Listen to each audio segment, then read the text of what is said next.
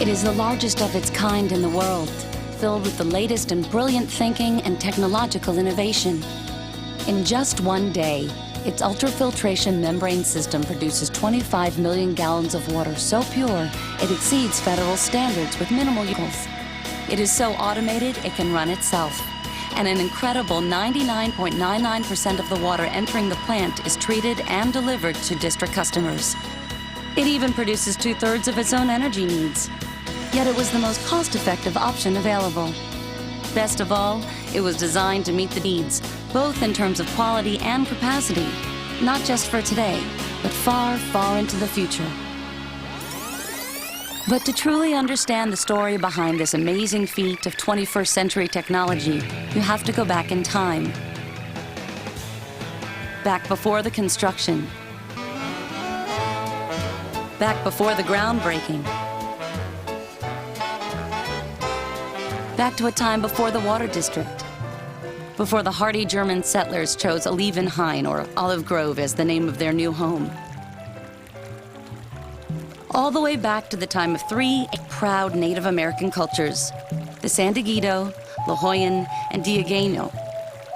For them, as for us, water was life.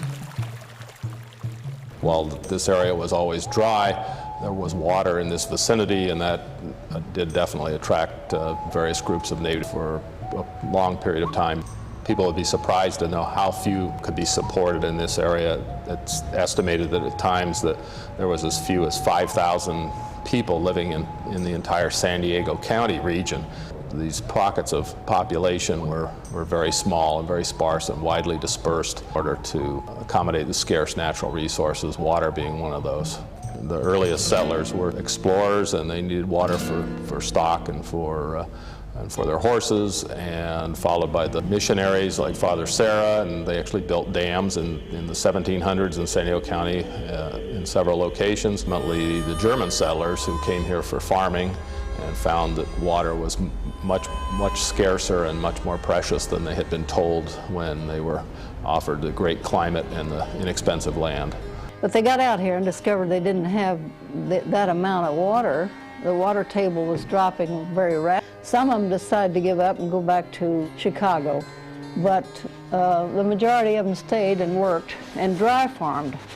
So it was an early project where the settlers had actually hired a water engineer from back east who came out from Denver, I believe, and was to pipe spring from a natural spring over the hill and into the Olivenhain Valley. The night before he was to release the water into the ditch that had been dutifully constructed by the settlers, he realized that he had miscalculated, and the grade was such that the water would not gravity feed into the valley, and he immediately left town. He was traced down by a posse and captured. He was held for several days at shotgun point, but finally several people convinced the German settlers to allow him to leave. So he was, I guess, the first water district manager to be ridden out of town on a... We put in a well, and our well was terrible. The intrusion of salt water made it almost, it was impossible to use. Availability of imported water into San Diego County predated the formation of this water district. And the San Diego County Water Authority was building aqueducts after World War II to bring water in. Eventually, one of those aqueducts was built into this coastal area. The area was already developed closer to the coast, utilizing groundwater, but there was a huge demand to develop other lands, but there was no water available. That's what we had in the development of the new Metropolitan Water District, which we opened in '59. A lot of the pioneers, the old pioneers here, in fact, A couple of them served on the early board. They foresaw the need in this district. North County, no storage facility. If there were a break in the pipelines or some other form of disaster, there'd be no way of getting water to North County. Now this water is here and ready to be used operationally or in an emergency. As the San Diego region continues to grow at a tremendous rate, the strain on the existing pipelines is becoming to the point where they are at their capacity for several weeks a year now, and in 2 or 3 years they'll be beyond their capacity. So our ability to serve potable water from this plant will become a high asset, not only for the district but for the region itself. We can buy water during times of plenty, fill it up, and then use it during times of scarcity. The dam site that we've chosen as dam sites go today is virtually off-stream storage. The dam site is very steep and very deep, and because we're putting imported water in this project, that's a great feature because it has a very small surface area, so it's quite efficient in terms of the evaporation loss, which is very critical in managing an open body of water. The dam site is also at an elevation that allows water to go into the dam site based on the pressure of the imported water aqueducts, but also gravity flow out of the dam site, both into the aqueducts and into our treatment plant, through our treatment plant and into our system with very minimal pumping. By siting this project at virtually ideal elevations, minimal energy would be used in both filling and emptying the reservoir as well as in running water through the treatment plant.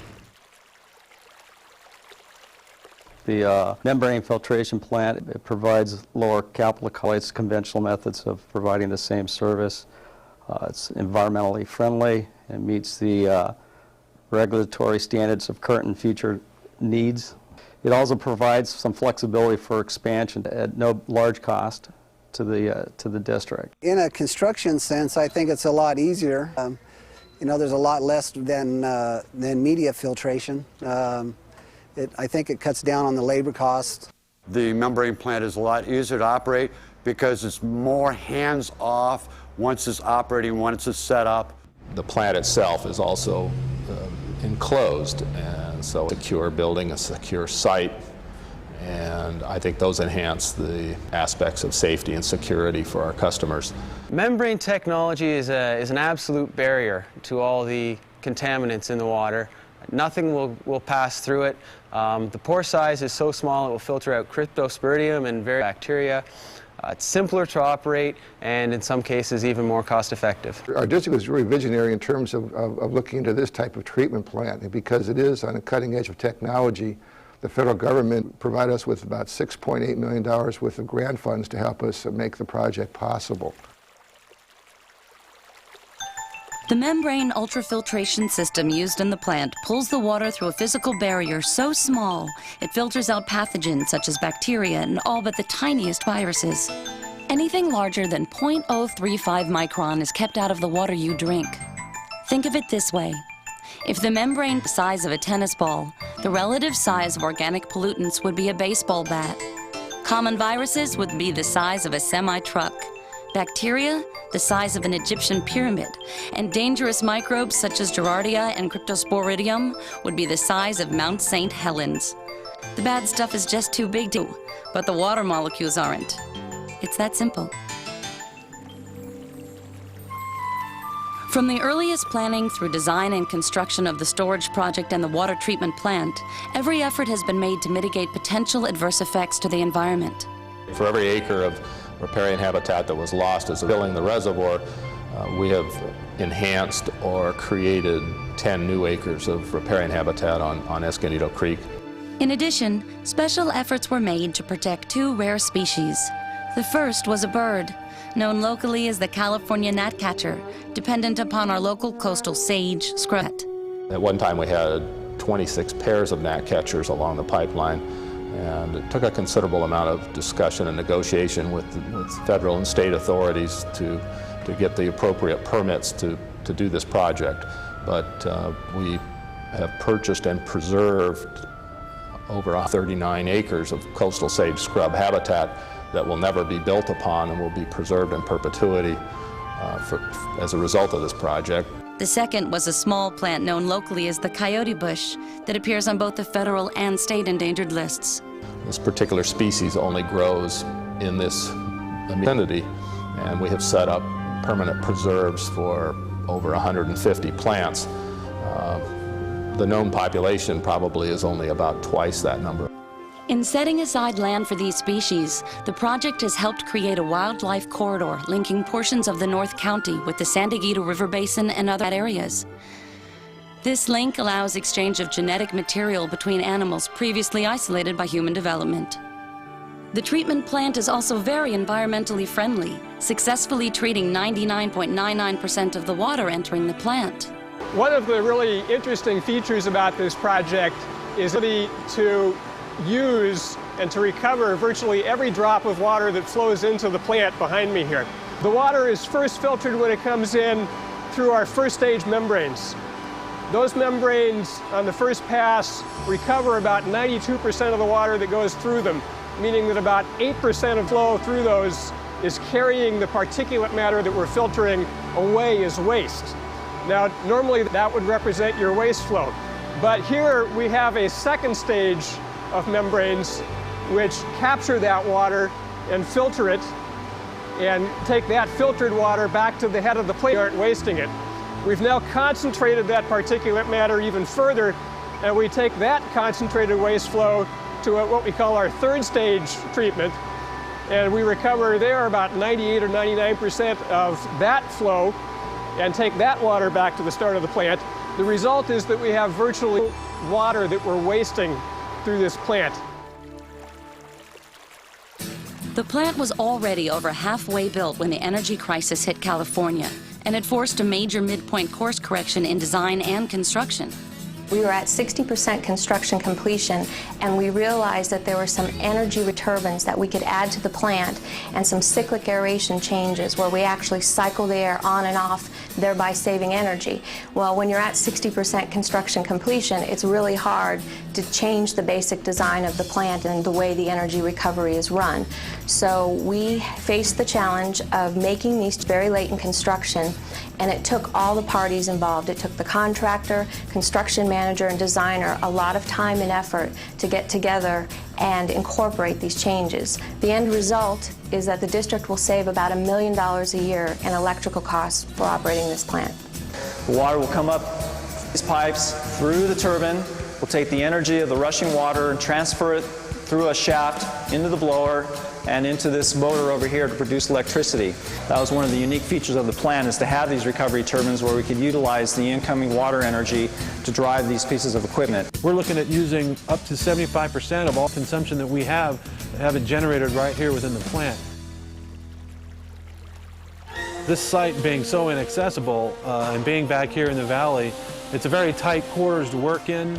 The plant itself is a very small footprint for the amount of material that's in it. As you can see, I'm wedged between a series of X. Sometimes we'd have up to 100 people in here trying to get their jobs done and crawling all over each other. Exactly. It was trying to coordinate the work that we had to get done when we had to get it done with the 2 or 3 other contractors that had equally tight schedules and demands on the space. And where we're located now is kind of the choke point of the valley here, and so everything had to go through this site, and we had to still get the site constructed and building erected and all this equipment set in here while other construction is going on around us. The single biggest challenge, surprise if you will, that jumps out at me is the effort that it took to put this treatment plant inside of a building. Once we had placed the concrete foundation and began to erect the building, it was necessary to use standard cranes to introduce all of this equipment into the building, the pumps, the pipes, the equipment, and all of the accessories that go inside the building all had to be done at the same time. One of the most exciting days during construction was June 18th, 2001. That was the day SDG&E installed the high-tension power lines to the plant using a helicopter. It was an incredible display of flying skill and courage as scores of SDG&E workers waited at the top tower, and the pilot carefully draped a lead line within arm's reach. One by one, the workers quickly secured the line to the tower as the helicopter maneuvered to keep the line taut before heading for the next tower. The margin for error was only a few feet, all in the swirling, unpredictable canyon wind currents. But the result was job done within days instead of months.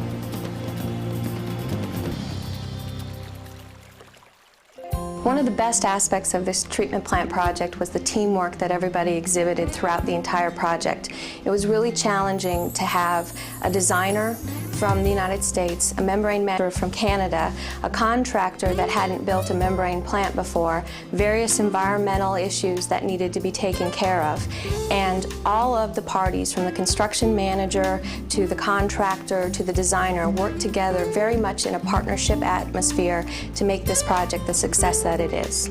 Owner, as project manager for the district, really made that known as one of her main objectives for everybody working on here is, hey, we're a team, and it's not them or us, it's we.